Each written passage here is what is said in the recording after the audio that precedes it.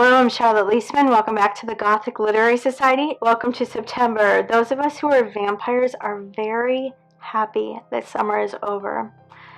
I abhor summer. Maybe not abhor. Abhor is a strong word, but I strongly dislike any weather that's not cold and dark. You know, like a crypt, like crypt dark. Anyways, so those of you who are not vampires won't understand, but, bear with me. Today we are talking about something writers call the unreliable narrator.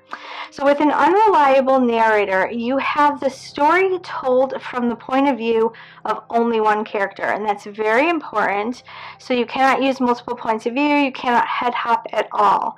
And that character's perspective is in some way off. So from the very beginning, all the way through the end of the story, readers should get the sense that something about the story is not what the protagonist believes that it is. It could be because the character is mentally unstable. Perhaps she doesn't actually understand what's true and what isn't. Perhaps the character is deliberately lying, or the character may just be omitting pieces of the truth. All that to say is that readers should get the sense that the story that they're being told is not exactly the full story, or perhaps is an entirely different story.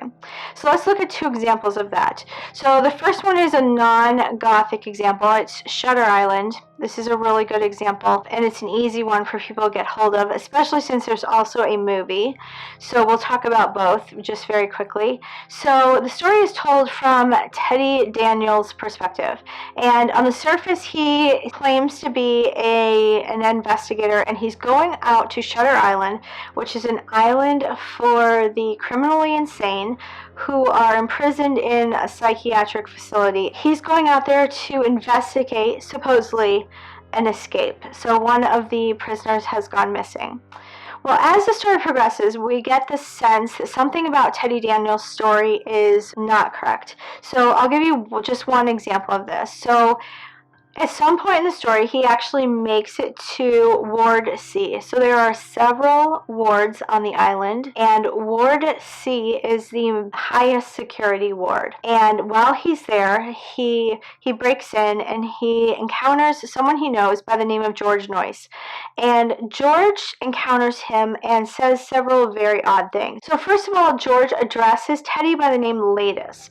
And it's clearly not a nickname, so it's very strange that he's calling him Latus. Why would he do that?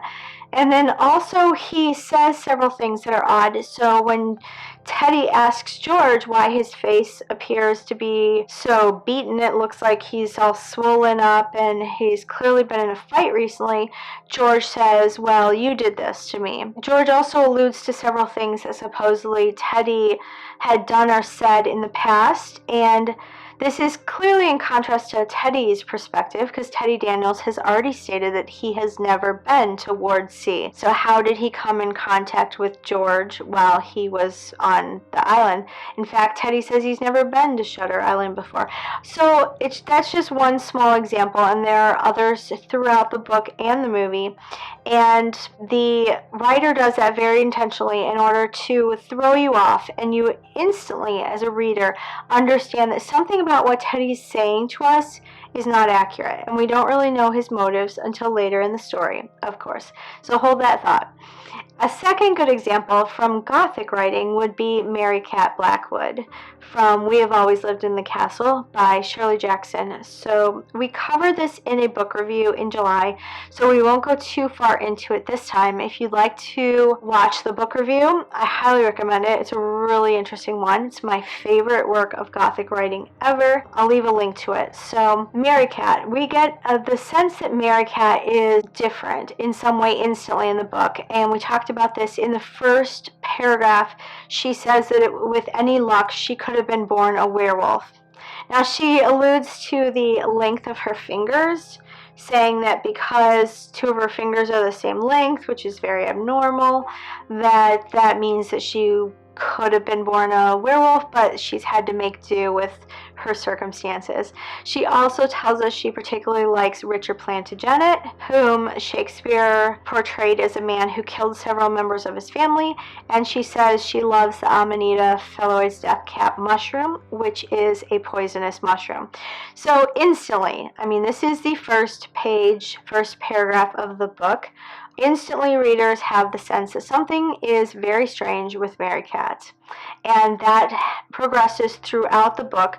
She makes a lot of statements that portray her as being perhaps psychologically unhinged.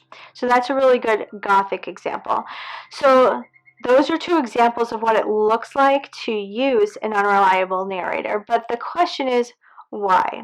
So why would we want to use one? Think about what you were, if you've read Shutter Island or We Have Always Lived in the Castle, or if you were just listening to me just now, like what were you feeling when you were listening to me talk about Teddy Daniels or Mary Cat? Did you feel confused perhaps, or unsettled, or, uncertain of what is true or what isn't? That's exactly the reason why you want to use an unreliable narrator.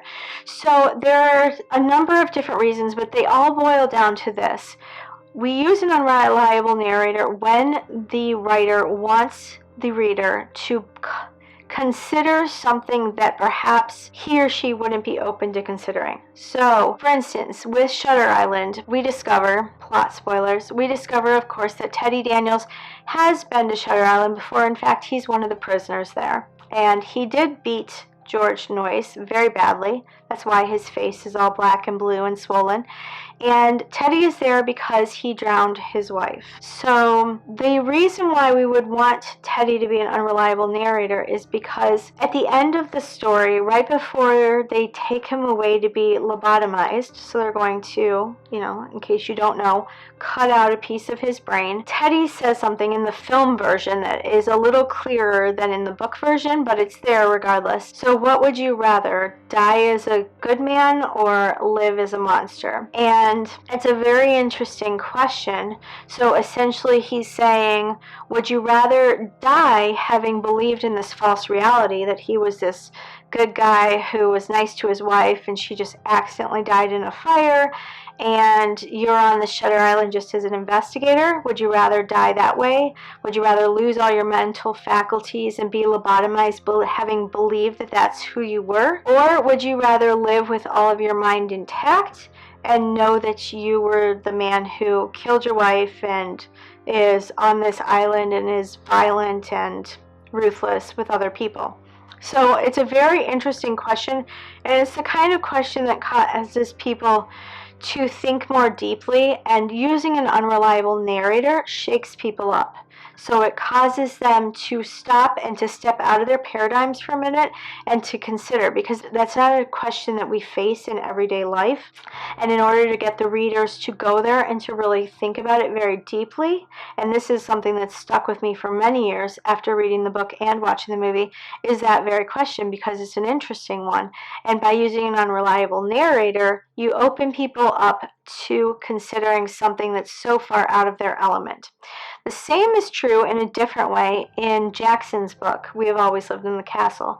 So by using Mary Cat, who is very psychologically unhinged, who did in fact poison all of her family except for her sister Constance, the reader is caused to feel out of his element. So, and that's very important because Jackson is trying to cause the readers to question her theme, which is essentially the village versus the individual. So those who are not part of the village, meaning the greater group, the village will always be their enemy and will always oppose those kinds of individuals. And that's the kind of thing we know intuitively around us, but perhaps we don't ever stop to question it in any depth. And by using Mary Cat as an unreliable narrator, you can cause people to feel outside of their element and outside of their everyday paradigms enough that they will actually stop and consider this question. So an unreliable narrator is particularly useful when you want to shake up your readers and you want them to consider a theme that is particularly foreign to their own experience, possibly even objectionable on the surface, and yet you want them to be open to it. So for example, Mary Cat is a murderer, but the village's actions We could argue that they're just as evil as Merricat's actions. So would the readers consider that, though? Would they overlook the village if Merricat hadn't been so psychologically unhinged? Maybe, maybe not. And so that is one of the ways that an unreliable narrator is particularly effective. I highly recommend using it for those types of themes. So that's it for today. If you like this video, hit the like button. Don't forget to subscribe and ring that bell. That way you'll be notified every time I post a new video. I release videos every Friday. So until next time, stay undead, my friends.